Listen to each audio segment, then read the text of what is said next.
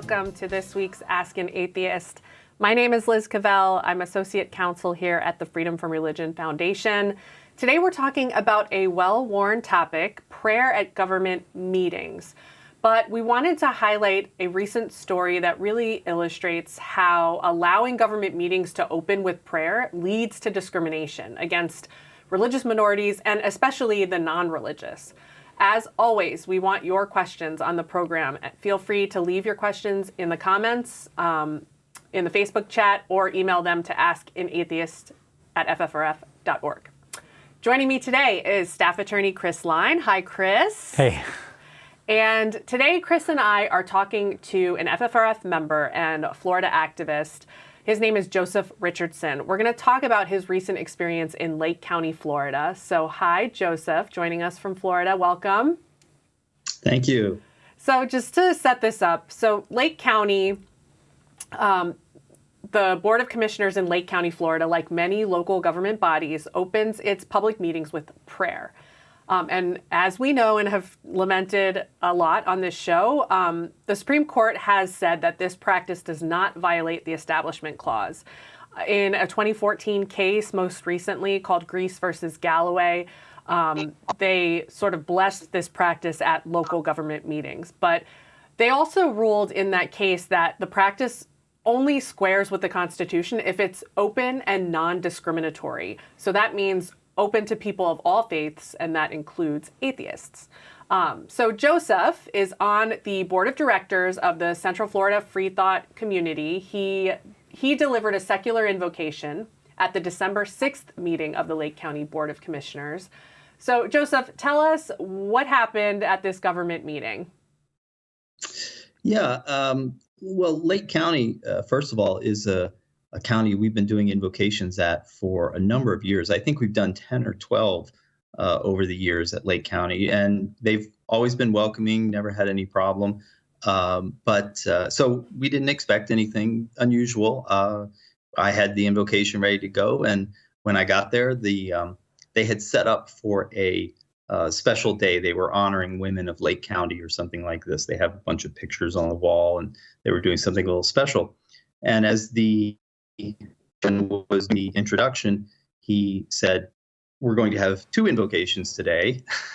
We're going to have Joseph Richardson, and then they were going to have a prayer by a Lake County staff member. And I immediately texted, before I even got up to do the invocation, I texted my fellow board members and told them that they were doing two invocations at Lake County. I got up, I did the invocation. It was, there were no problems or anything. And then the staff member got up and did his prayer. And I went home after that. And then after that is when things started happening. So they already planned to follow up your secular invocation with a prayer ahead of time. It wasn't, it decided spur of the moment. Well, according to the Orlando Sentinel article, the chairman said that he did decide at the last minute to ask the staff member to do the prayer. So. Yeah, and the staff member did say that at the beginning of his prayer. First thing he says, he gets up and he says, I was just asked a few minutes ago to do this prayer. So we're going to talk about, Joseph, how you responded and then how FFRF responded to this. But I just want to point out, we didn't pull a clip, but it's really notable how, and you've done this a number of times, like you said, Joseph, delivered secular invocations at different government bodies where prayer is part of the agenda. And your words, there's a number of ways to do this, secular invocation as a real sort of pushback, as a parody, as a attention-seeking practice, but your method is to really give words of sort of inspiration and collaboration and to try and bring that sort of ecumenical collaborative spirit to your secular invocation. And so I just want to note that, and I'm reading from Chris's letter, but some of the words that you said in your secular invocation You quoted Zora Neale Hurston, "There's nothing to make you like other human beings so much as doing things for them." And then at sort of towards the closing of your invocation, "May we dream and design a bold future for Lake County, where all voices are heard and everyone is uplifted at their time of need. And may we work together with honesty and integrity, guided by rational thought and critical thinking, with a shared sense of responsibility." So these were your words that set off a corrective religious prayer that just had to follow your words, because apparently those words were not enough to solemnize the government meeting in Lake County. So tell us about what you did to respond to this behavior by the Board of Commissioners. Yeah, well, as I said, very first thing I did was text our fellow board members, and I think they right away they sent a letter to you guys to let you know what was going on, and Chris very nicely wrote a letter of complaint to the Lake County Board, and we waited. We saw the article in the Orlando Sentinel come out. There was also a short piece on one of the local news stations, and in the article, the chairman had said, among other things, he was reasonably nice in what he said in the article, but he said he would apologize, and so I waited for a little while. I waited for like a week and a half. To see if he would contact us, and he didn't. We didn't get any information from him, any contact at all. And so I wrote him an email, and I said, if you'd like, I'm available to meet, so that we can wrap this up. And I didn't get a single thing back from him, no response at all. So then we went to a meeting, David Williamson and I, and David got up and said, basically, "What's up? Are you going to do anything?" And there was no response there either. The commissioner, who's no longer chairman because they just swapped positions, he just referred David back to the Orlando Sentinel article, and with no further comment. Yeah, and so we waited a little while longer, and then we decided to go back, and I would speak this time. And so I did, and I said, "Look, we don't think the situation is resolved here. We haven't gotten any response from you. We don't know if you're going to try and do this again. We never got an apology that Commissioner Parks said that he would give us. How about it?" And again, as far as I know, we haven't heard anything from them regarding that. So, Joseph, when you went back to a meeting to really speak about the way you were treated, I think we have a clip of that, of you at that meeting that I just want to share really quick. You probably remember that I was here on December 6th to provide the opening invocation on behalf of the Central Florida Freethought Community, and I'm sure you remember that Commissioner Parks planned a second spur-of-the-moment invocation that day, a Christian prayer. Presumably, this happened since my invocation was not a prayer. The fact that my invocation was deemed insufficient prompted a letter of complaint from attorneys at the Freedom from Religion Foundation, our parent organization. It also prompted a blog post that was seen by 500,000 people and a front-page article in the Orlando Sentinel. All three pieces pointed out the problems with having two invocations. I'm here today because the situation remains unresolved. There has been no response to the FFRF letter of complaint. Further, I emailed Commissioner Parks in December offering to meet with him and received no response. Finally, another CFFC board member, Mr. Williamson, who is also here today, came here to ask for clarification, and he was referred back to the Sentinel article where Commissioner Parks said through a spokesman, quote, he would apologize, unquote. This has not happened, and I have no assurance that such an offense won't happen again if our invocation is again deemed inadequate. Although I appreciate Commissioner Parks' sentiments as expressed in the Sentinel article, nothing in them constitutes an acknowledgement that a mistake was made, much less an apology or a commitment to not repeating this mistake.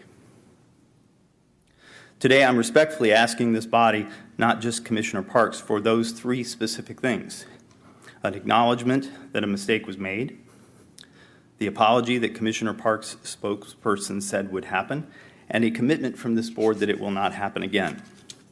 If it is true that your intent is to be inclusive, if it's true that the intent was not to demean my message, if it's true that it saddens you to know that I felt mistreated by the offering of a second invocation, then I hope that you will be eager to acknowledge the mistake, to apologize, and to make sure that it is not repeated. In my view, and I hope the view of everyone here, the actions that I'm requesting are not signs of weakness, but of strength and of a commitment to doing the right thing. It would show respect not just to me or to our organization or to atheists generally, but to every citizen of Lake County, regardless of their religious beliefs. I look forward to your response and to a resolution of this matter. And I'm happy to answer any questions if you like. Thank you. Thank you. What could be more reasonable than that? I have no idea. But we did also, in addition to Joseph speaking up for himself at a meeting after his secular invocation, we at FFRF also sent a letter, like we said. Chris, you wrote that letter. Tell us about the FFRF complaint. What is the basis of our complaint? What are we trying to point out to the board? Yeah, we're just trying to point out that this is discrimination, that they are discriminating against Joseph, against the non-religious, which violates the Constitution. You know, as we said, in Town of Greece, you know, unfortunately, despite what common sense would say, prayer is fine at county commissioner meetings, things like that, which we don't think it should be, but that's what the court has said. But in order for that to be okay, they cannot use it to advance one religion. And that's why there's a requirement that they then allow other people to do it. It's actually right now one of the most frequent complaints we're getting because it's just such a visible thing and it just occurs all across the country. There's a variety of different ways that city councils try to skirt this. You know, we have places that say, everyone, you know, we're going to have an invocation and you're only allowed to give one if you believe in a higher power. We're going to restrict it to higher power. Or one creative one to keep it Christian only is like, you have to have a place of worship here in the town.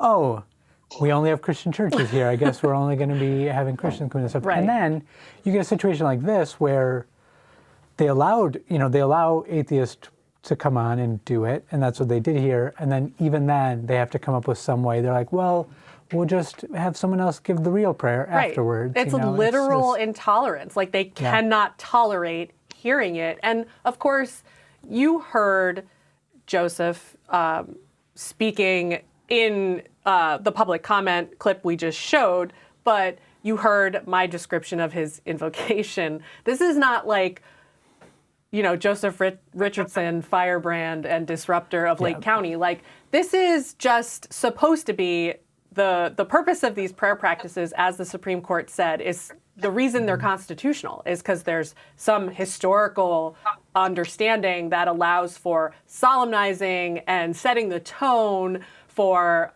doing government business. And the whole purpose of opening it up to all religions is that the purpose of the prayer practice is not to, like you said, advance one particular system of beliefs or denigrate or discriminate against others. And this, I love that. I hate this, but I love this as just a case study in why that actually is not possible. Yeah. When you invite government or when you invite religion into the seat of government, literally when government is doing its business at public meetings and you bring prayer into that sacred secular process, inevitably this is what you get because religion creates division. These county board members are incapable of abiding by differences in religion being heard at their seat of government, which is how the rest of us feel,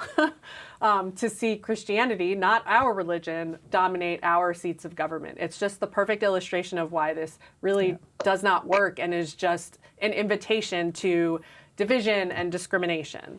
Yeah, and like you said, this is a situation where Joseph was giving a very nice invocation. Now, it wouldn't make a difference legally, but there are situations, where, say, the Satanists come in wearing a hood and do a whole sort of satanic, almost doing it to kind of scare the Christians and that sort of thing.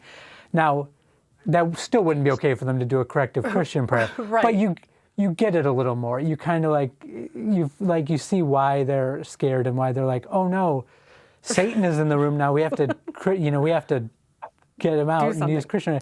But here, that was not the case at all. This was just hey, let's all get along. Let's all work together. We're here.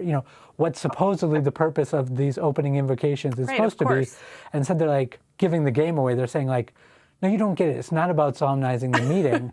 We're trying to let you know that we support Christianity. Right. Do you not get it? We're trying to tell you we're Christians. That's why we want these prayers. It's not about all this let's work together stuff that you're talking about. They're giving the game away here. And more frustratingly, the fact that they can't correct it, that they can't do the right thing here. It's so simple. All they've got to say is, yeah, that we shouldn't have done that. It was inappropriate and we're not going to do it again. That's it. Apparently the background statement to an Orlando Sentinel reporter that said, I will apologize. I guess that was supposed to be the apology. Yeah, no, I think we see that unfortunately a lot with politicians, that what they do is they tell you they're going to apologize, and then later on they tell you they apologize, but they just skip that step where they actually have to own up to anything or in any way take, responsibility for what they did. Right. But the reason why this is important, and what I want to direct back to Joseph is, Joseph, if you could just describe for anyone listening and watching what it felt like in that moment when you're up there delivering your secular invocation at a public meeting in front of your, county seat of government, and then having this happen where you're followed behind with, words of prayer in that moment. What does that feel like just as a citizen participant? Yeah, it does feel very humiliating. This is not the first time this has happened to me, of course. I've been doing these invocations with Central Florida Freethought Community for 10 years, ever since Greece versus Galloway. And I think it was the very first invocation that I did for the city of Apopka. They didn't actually do the prayer right after the invocation, but they waited until we had left the meeting. And then at the end of the meeting, this is another technique I'm sure Chris would verify, that at the end of the meeting, the mayor said, well, since we didn't open with a prayer, why don't we close with a prayer? And so they did it then. And then it happened again in Eustis, similar as it happened here in Lake County, where immediately afterwards, I believe it was one of the commissioners at that time, gave a prayer. And it's a huge message about, this was not good enough. We still have to do this other thing, that we have to impose this other prayer on people. And if I can add, I think in Lake County, it was particularly egregious this time because of this special event where they were honoring women of Lake County. They had invited a whole bunch of local city mayors and other city staff. And so this happened in front of like a dozen, maybe 15 other municipalities, representatives of municipalities. And so it kind of gives them license to think about doing it in their own municipalities. So that was particularly frustrating, I think. So. Yeah, and this does suck that this is the way you're treated because, what you're doing is rare but important. I think what a lot of these commissions and city councils and things are are hoping for, are expecting, is that there's just not that many people who are non-religious who are going to go, oh, I'm going to take my time to give an invocation. That's what they're banking on. They know, oh, Christian pastors and preachers are going to jump at the chance. We're going to have too many people that want to give a Christian prayer trying to fight to get in. But, there's not a lot of people out there like Joseph who are going to go and give, and they count on that they're not going to have to worry. They can open up the floor to everyone knowing that only Christians are going to jump at the chance to do this, because it's just not necessarily a thing non-religious people care about doing, and that's why it's so important that Joseph and other people are out there doing this and, using the forum, and then this is how they're treated. And yet, they keep at it, which is great, Joseph, that you're still fighting this fight. Chris, that kind of raises a good point that I really want to hear in your words, Joseph, which is, why do you do this? You've been doing this since Greece was handed down. You've done it at municipalities all over Central Florida. And just in your own words, for anyone else out there who is, an atheist or a minority religious person in one of these communities, why do you think this is important? Yeah, I think it's important to show that we are participants in local government as well, that we are citizens, and that we deserve the same respect, the same attention, the same protections, the same rights as any other citizen in these municipalities. My own city, the city where I live, Winter Garden, it still is an issue with invocations, and we fought that very directly for a while, and it's right now, the situation is that the commissioners themselves do the invocations. They've gone back to that. They had moved away from that when we started complaining, and eventually they've come back to it. So, even in my own city, I have this issue, and because I've had to fight it, and unintentionally drawn attention to myself about this, I get a lot of, there's a lot of people who don't like me or think I'm a troublemaker or whatever it is. And it's a very difficult thing to try to tell these people, to try to explain, no, this is just an issue of equal access, equal treatment, and just being a citizen, so. Yeah, we appreciate you doing that. And we hope that others will join you in trying to use these forums and give secular invocations when they can. We like you, Joseph. We think you're a swell guy. Thank you. It is really important and so hard. If you've ever gone to a public meeting, a school board meeting or a city council meeting, it is actually really hard, even if you're just there to speak up for something that has to do with city or school business and it's your turn to go give your public comment. It's intimidating enough already, and that is the way that we are supposed to participate in our local government as constituents. And it's not easy. It's intimidating. There are already a lot of obstacles to participating in that way as a citizen, and to think that your own representatives would also then further humiliate you or reject you when you are there, being present and participating in that way is just awful, and it feels terrible. Yeah, just one last thing to stick in here at the end, just to kind of move things in a positive note. We do have some success on these sort of things. Rarely we will write to a board and ask them to stop prayers, and they do. We write a lot. Rarely do they stop. And of course, we have had quite a bit of legal success on this too. In 2015, we sued in Brevard County over a board that was not allowing atheists to speak at all. We won that case.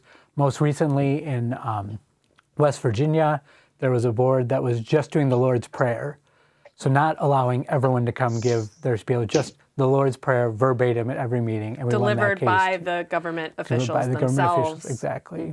Not only one religion, but one sect, one specific creed Yeah. at all meetings.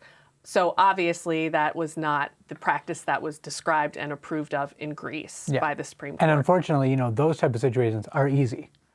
If they're doing something that egregious, or they're explicitly saying, yeah, no atheists allowed, we can go to the courts and we can do it. The problem is a situation like this where they are allowing everyone to do it, they're just coming up with these loopholes and ways to still try to push their religion while pretending to allow it, and that's something we're going to have to keep working on. You're trying to convince a government body to do what is right, not necessarily what's legal, right? It may not be unconstitutional or illegal, says the Supreme Court, but it's wrong and it's discriminatory, and trying to either use public shaming or just persuasive argument to convince these government bodies to change their behavior.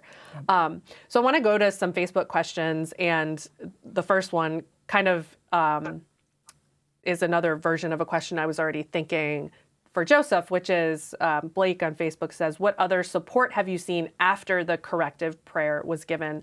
And my question was going to be, Joseph, like in the same vein, this got a lot of attention, and these government bodies we're talking about, these counties and like Winter Garden and Popka, we're talking about Greater Orlando, which is a large expanse covers a lot of Central Florida, but it is a Greater Orlando area that is has a lot of people and is diverse in a lot of ways. So, what have you felt in terms of support after the attention this got from both the media and just the controversy, if any? Yeah, well, I think the board members and the members of the Central Florida Freethought Community have been very supportive. There are also municipalities that welcome us and seem to want to do the invocations correctly. My home county of Orange County has done a really good job of welcoming all comers to the invocations, for instance. But I think that's it. I'm not sure what else to say about that. Was the Sentinel coverage favorable? Did it feel like the angle was, Joseph, atheist disrupts county government, or was it discrimination in Lake County? Yeah, that's a good point. No, it was. I'm not sure I would say it was favorable. I think it was pretty neutral, but I think it was also direct about pointing out the problems with this kind of practice, so the Sentinel has been supportive without being biased. I think so. That's something, unfortunately. Someone on Facebook, Ian, asks, what are next steps from this point, since we haven't heard from the Lake County Board of County Commissioners? And I guess that question could go to both of us. We complain, again, this is not technically against Supreme Court precedent what they're doing specifically, although we make an argument that it violates the spirit of Greece, which is it's a discriminatory practice, if not policy. Mm-hmm. So Chris, I guess you can answer. Is there any further action that we would take, including non-legal action? Yeah, I mean, at this point, we're still going to keep following up to the board and not let them just let this die. We're going to encourage Joseph to keep doing that as well. But really, I think the next step is for atheists, Joseph included, and other members of Central Florida Freethought and anyone in the community, to keep going before the board and giving a prayer and seeing. I mean, that's the real question here. Because right now it's clear they're playing this off as a one-off, oopsie, they haven't apologized or what they should do with that. But if this is a practice, so for example, let's say their practice is, if we have a non-Christian prayer, we're going to go ahead and follow that up with a Christian prayer. Well, then that definitely puts us in lawsuit territory. But at this point, there's not enough that would cause any legal action. So it's really got to be, and we're so grateful to have the Central Florida Freethought Community there with Joseph and David Williamson, because they're our most active chapter. I wish we had that in every state. So it's great to have them there, we know that they'll hold the commission's feet to the fire and that they'll keep at this, and that's what's important. And so hopefully at some point the commission will get the message and will just, apologize. I don't know if they're afraid of legal action. That's what's scaring them into, if we apologize and acknowledge we made a mistake, are we opening ourselves? That seems like the type of bad advice some lawyer might be giving them. I think it's not even, that's too much credit. I think you'd be surprised how much actual ego and irrational just sort of digging in happens amongst local government officials. Well, I'll throw this last question from Facebook. Heather on Facebook asks, open to everyone, what would you recommend to someone who wants to start giving secular invocations at their own local community meetings? Joseph, you're pretty much the expert, so if you want to weigh in on that, go for it, and we can give our thoughts. Yeah, I would just contact the municipality, the city or the county, whatever it is, and find out. Even before that, I guess I would say, go to the website, watch the video or listen to the audio of the meetings and see what they're doing, or go to the meetings yourself if you feel comfortable doing that, and find out what they're doing first, and then ask if you can participate. I've done that with a new municipality just recently in the Central Florida area. When I found out that they were having, we didn't realize they were having invocations. I found out a contact and asked him if I could participate. And that seems to be moving forward. So that's good. It's just a matter of asking mostly. Yeah, I agree with the way you described that. I definitely would start by figuring out what their policy is. Sometimes that'll be obvious. It might be on a website or something. Sometimes it won't be. It'll be word of mouth, and then you're going to need to write into some sort of clerk or someone with the board to ask, hey, how does someone go about doing this? What is your procedures and policies? And then just do whatever you need to follow to adhere to those policies and get yourself in there. So I'll underline a couple of things. One, we're saying it but not saying it outright, which is we do not think free thinkers should seek to do this at government meetings that are not already opening with a prayer.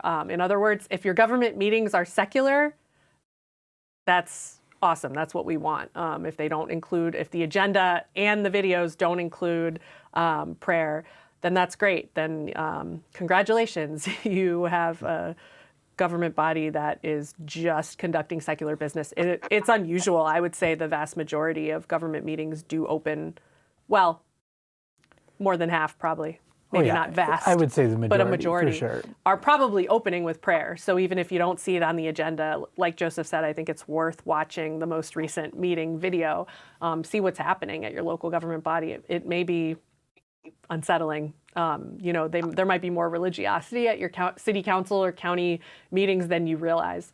And if that is the case, then by all means, like Joseph said, reach out, ask.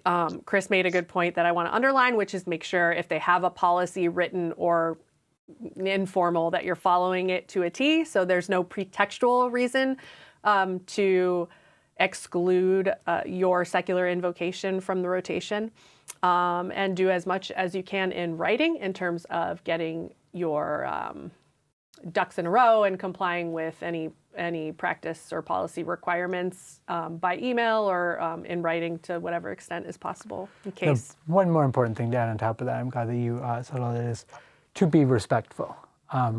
We don't need atheists going around using this opportunity, jumping into the forum and then being disrespectful or doing anything that would make it appropriate to exclude them in the future. That's going to mix things up.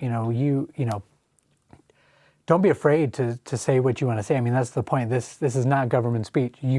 They're bringing you in to say what you want to say, and you should feel free to do that. But I think you should do so, particularly if you're going to touch on religion, do so in a respectful manner, but don't be afraid to voice your opinion.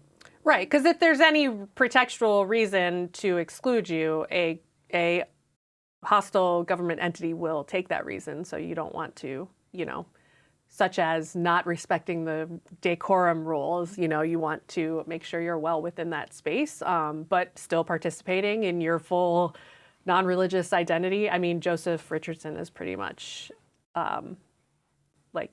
cast the mold there for how to do that in a way that is leaves no question as to what the reason is for the discriminatory treatment. Right, and that leave it so that their only complaint can be, but you forgot to say Jesus. You didn't say Jesus anywhere. How are we supposed to start the meeting now? Yeah. Any final thoughts, Joseph? I would just add that if you do go ask, there are a lot of municipalities that have not even thought about a policy. They'll have the invocations done. They'll be all Christian, and somebody will come along and say, hey, can I do a secular invocation? And they'll go, I don't know. And you might be initiating them, prompting them to actually think about it and maybe even write a policy or who knows what. But yeah, and of course, if you run into any issues when we're doing this, reach out to FFRF. We're here. We've got information. We can help people navigate it. If there is a serious violation of the Constitution going on, we can bring that up to them, possibly sue if we need to, if it's that bad. Yeah, so we could weigh in out. on a model policy, all of the above. Always reach out to FFRF if you need help. If I could make one final comment, a lot of the motivation for me to do this comes from Christopher Hitchens. He said, "Never be a spectator of unfairness or stupidity. The grave will provide plenty of time for silence." And that's when this is an unfair situation when they do things like this, and so that's why I speak up. Perfect. Beautiful. Parting words. Yeah. So we'll leave it at that. Perfect thought. That concludes Ask an Atheist for this week. Thank you so much, Joseph, for joining us. And thank you, everyone, for watching this. Be sure to check out FFRF's broadcast TV program, Freethought Matters. This week, we are featuring an Iranian-born ex-Muslim activist, Maryam Namazi. Here's a preview. You cannot have a theocracy in the 21st century because everything that consists of 21st century life, it is at odds with, and if you're looking at a country where the population is over 70% of the population is under the age of 30, anything that they want to do, from what they want to, how they want to dress, what they want to think, who they want to fall in love with, they want to dance, they want to listen to music, all the way to they have different political opinions and beliefs, they want to be atheists. All of that is at odds with an Islamic regime. You can watch Freethought Matters on TV stations around the U.S. on Sunday mornings, or you can catch it on FFRF's YouTube and Facebook channels. And check out Freethought Radio, FFRF's weekly radio show and podcast. This week, Annie Lorian Dam will feature Nebraska atheist legislator Megan Hunt's address to the FFRF's recent national convention. To find out where to hear Freethought Radio, visit ffrf.org/radio. And don't forget to check out the We Dissent podcast. It is a fantastic legal affairs show hosted by some of the best constitutional women attorneys out there, like me. You can find it at we-dissent.org. And if you want more information about the Freedom from Religion Foundation, check out our website at ffrf.org. We will see you next time on FFRF's Ask an Atheist.